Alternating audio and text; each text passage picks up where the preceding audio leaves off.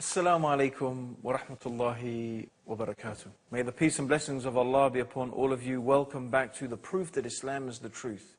And we've been talking about some of the amazing miracles of the Quran, the scientific miracles, those facts that can be found in the Quran that leave us awestruck. How could this information be in a book 1,400 years old? And we were looking at those verses in the Quran concerning the development of the human fetus in the womb. And we also were reading a hadith of the Prophet Muhammad, may Allah's peace and blessings be upon him, when the Prophet Muhammad mentioned that when 42 nights have passed over the conceptus, Allah sends an angel to it who shapes it, makes its ears and eyes and skin and flesh and bones. And then he says, "O Lord, is it a male or a female? And your Lord decides what he wishes and an angel records it." So it is at the 42nd day or just after the 40th day that it only then becomes identifiable. And this is a fact. This is a scientific fact. And it's very interesting. It's true also that the Prophet Muhammad, may God's peace and blessings be upon him, mentioned that there are some things that the knowledge of it is only known to Allah subhanahu wa ta'ala. And one of the things the Prophet mentioned is what is the sex of the child in the womb. As one of the Muslim scholars pointed out, is that this is only up until the 40th day. Because after the 40th day, according to this authentic hadith of the Prophet sallallahu alaihi wasallam, may God's peace and blessings be upon him, the angels know. The angel who is in the womb, shaping the conceptus, shaping the embryo, asks, is it a male or a female? And so from that time, of course, the angel knows. And if the angel knows, as the scholar pointed out, anyone can know. So this is also a truly amazing statement of scientific accuracy.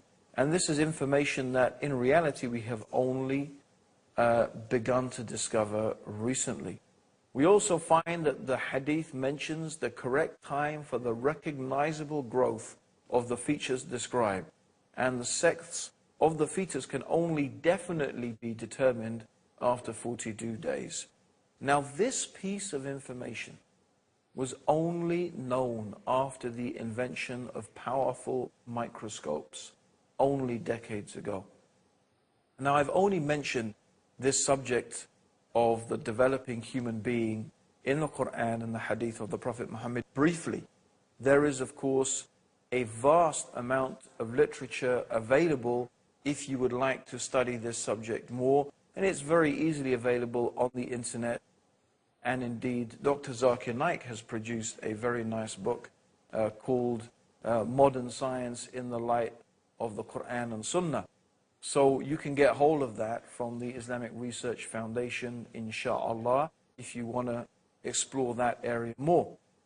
But what I thought I would do is mention a quote from Keith Moore, who is the professor and chairman of the Department of Anatomy from the University of Toronto in Canada.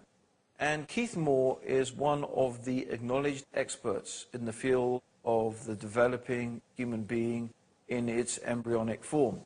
And his book, The Developing Human, is and has been for many years a standard textbook in universities and colleges all over the world.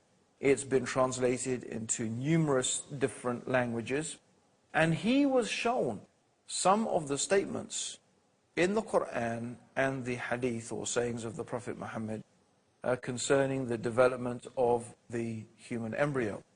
And having studied them, he came to a conclusion. And this is what he said. Until the 19th century, nothing was known about the classification of the stages of human development. A system of staging human embryos was developed around the end of the 19th century, based upon alphabetical symbols. And during the 20th century, numerals were used to describe 23 stages of embryonic development. This system of numbering the stages is not easy to follow, and a better system would be based on the morphological changes In recent years, the study of the Quran has revealed another basis for the classification of the stages of developing embryo, which is based on easily understood actions and changes in shape.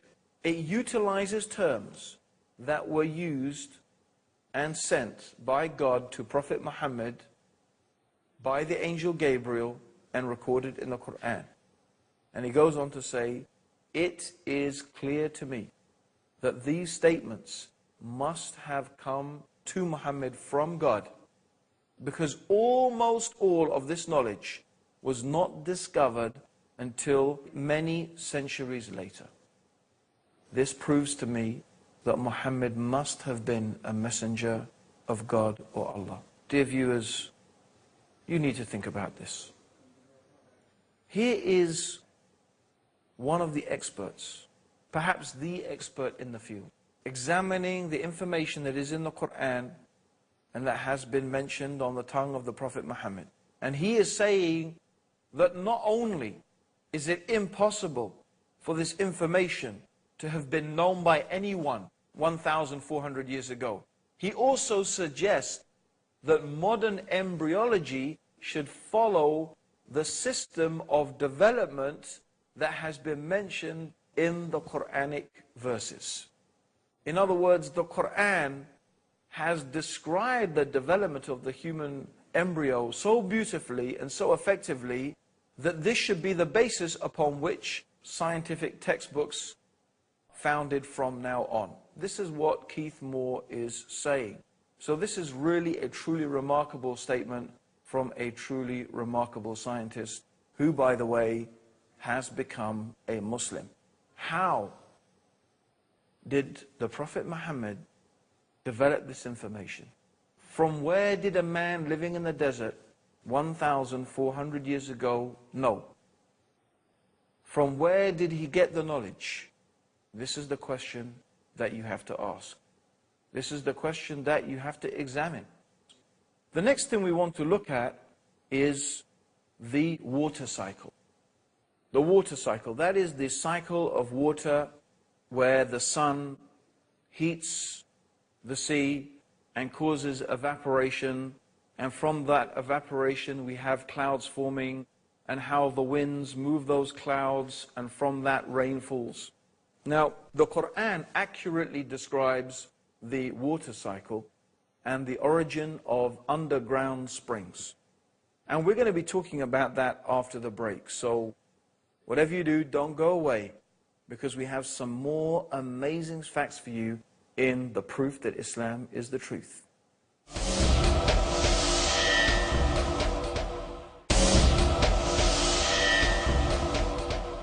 Assalamu alaikum, welcome back to the proof that Islam is the truth. And we're going through some of the amazing scientific statements in the Quran, things that it was impossible for Prophet Muhammad to have known 1,400 years ago. Now, one of the things we want to talk about is the water cycle. Now, it may seem very obvious to us today about the water cycle, and for example, the origin of underground springs. But the ancient Greeks, for example, didn't seem to get it right, despite all of their philosophy and their knowledge and their ability. They actually theorized that underground springs were a product of spray that came off the sea and collected in caves. And then the spray that came off the sea and collected in the caves dripped down into the underground reservoirs through a great sea called the Abyss. In fact, it was not until the 18th century that the water cycle was really accurately described. Yet the Quran says 1,400 years ago, in the 39th surah, in the 21st ayah, have you not seen that Allah sent water down from the sky and led it through sources into the ground? This is a simple but in fact highly accurate description of the water cycle. Another amazing fact that is mentioned in the Quran, we find in the 24th surah of the Quran in the 40th verse. And it's talking about the state of those people who disbelieve and reject faith in God. The Quran describes the state of the disbeliever, the person who has rejected faith. like a darkness. A darkness that is so dark, it is like the deep depths of darkness in a vast, deep ocean, overwhelmed with wave upon wave, topped by a cloud. If a man stretches out his hand, he can hardly see it. For any to whom Allah gives no light, there is no light. Now, on the surface, here Allah is giving a simple description. A person who does not believe in God and does not follow the guidance that Allah has sent down is a person who is in darkness. They are lost. Their life is a confusion. In fact, their life is so confusing, they can hardly see what is in front of them. This is how Allah is describing it. Darkness upon darkness, confusion upon confusion. He can hardly see or understand what is happening. If God does not give a person light, there is no light. So it is describing a type of absence of light, of being able to see or know really what is truly going on. And so this is the case that is described. So on the surface, we have a very poetic, we have a very strong and vigorous and amazing description of this darkness and this state of being lost. Yet when we examine it in more detail, there is something else going on here as well. There is a clue to some scientific truths. First of all, the Quran describes a vast, deep ocean, and it describes waves upon waves. Now, of course, most of us are familiar with the waves that are on top of the ocean. But what does it mean, waves upon waves? Are there other waves in the ocean? Well, we're going to find out. Also, the Quran talks about a person being deprived of light, that they can hardly see. Now, a ray of light is composed of 7 colors: violet, indigo, blue, green, yellow, orange, and red. And light, when it hits water, goes through what is called refraction. That means that, for example, in the upper 10 to 15 meters, the water absorbs the red color. And as you go deeper, each of the colors in the spectrum become absorbed by the water, until you get to a depth of below about 1,000 meters, there is complete darkness. Now, what is amazing is that we also find in modern scientific discoveries that internal waves cover the deep waters of the seas and oceans, because the deep waters have a higher density than the waters above them. So waves upon waves. We have the internal waves in the deep, deep ocean, and then we have the waves on top of the ocean. And then the clouds and so on and so forth, they add to the darkness and the disparity and the breaking up and the refracting of light. Now, what is interesting is the deep darkness. Remember, the Quran says they stretch out their hand, they can hardly see it. This deep darkness begins below the internal waves in the ocean. In fact, there are certain fish down at those depths which need their own lights in order to be able to see. And amazingly, Allah has created these creatures that can actually generate their own lights. Now, this is really amazing because, of course, until very recently, no one has been able to penetrate and to reach those deep parts of the ocean. It is only with extremely sophisticated modern machinery and submarines and diving suits that someone has been able to go down to that depth.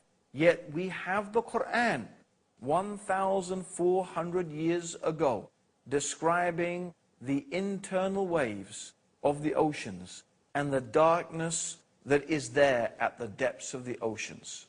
How on earth, how in the heavens could a man living in the desert 1,400 years ago have known about such detailed information about a science like oceanography?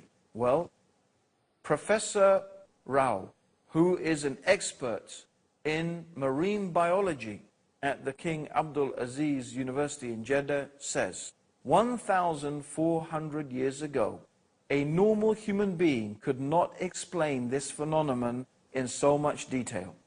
This information must have been coming from a supernatural source.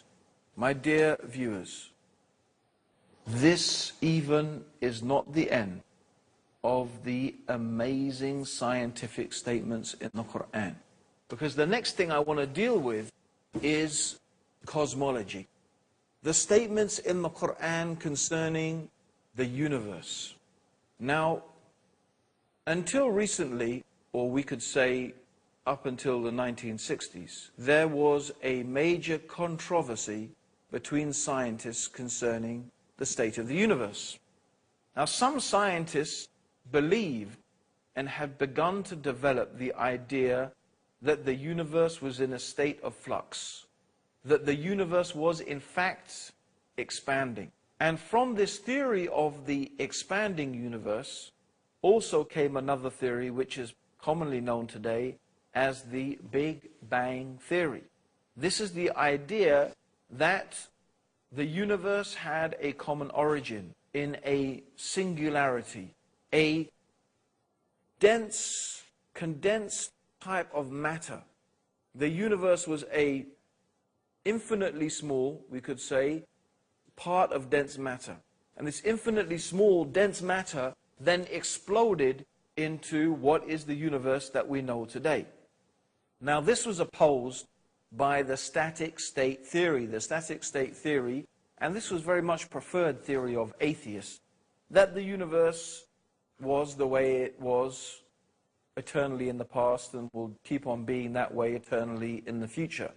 And this was a theory that was really largely based, at least initially, and was believed in by Albert Einstein.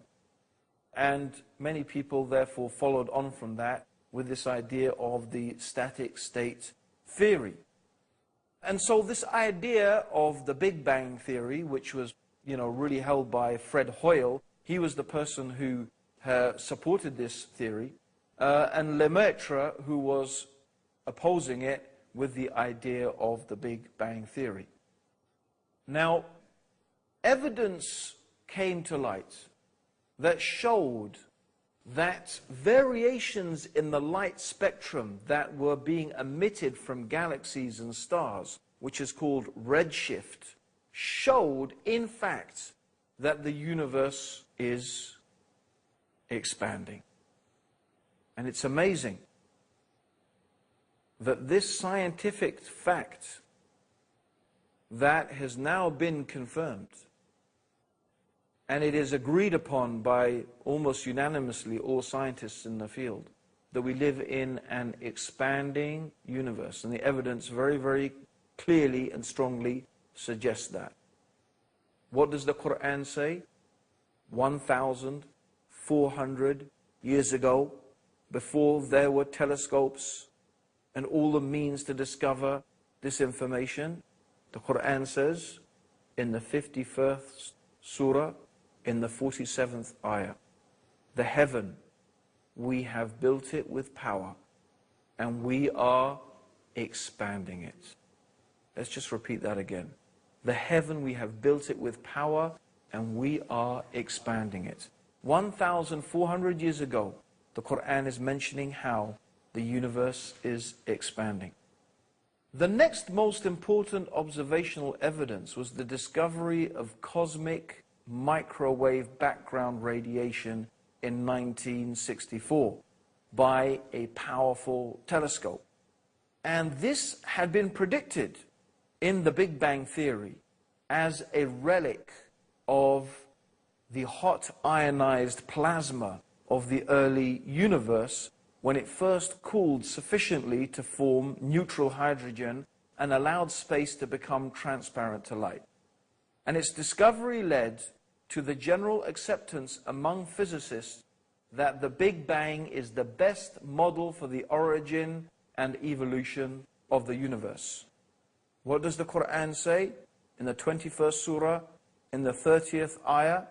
Have not those who disbelieved known that the heavens and the earth were joined together as one united piece, then we parted them, and we have made from water every living thing. Will they not then believe? The common origin of the universe, or the singularity that scientists believe today the universe originated from, and which led to the Big Bang.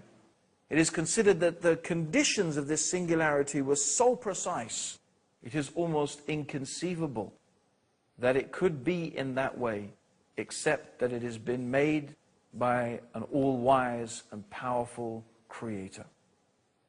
These are some of the amazing things that the Quran is telling us about the origin of our universe. The Quran also mentions that Allah turned to the heavens when it was dukhan. And the word dukhan in Arabic means smoke. This also accurately describes the hot, gaseous mass of the universe before the galaxies and the stars began to be formed. So here we have the Quran, 1,400 years ago, talking about the expanding universe, talking about the common origin of the universe, that the heavens and the earth were one, talking about the gaseous state, the smoke-like state of the early universe. This is in a book 1,400 years old, mentioning facts that scientists have only begun to discover today. And we have created from every living thing water.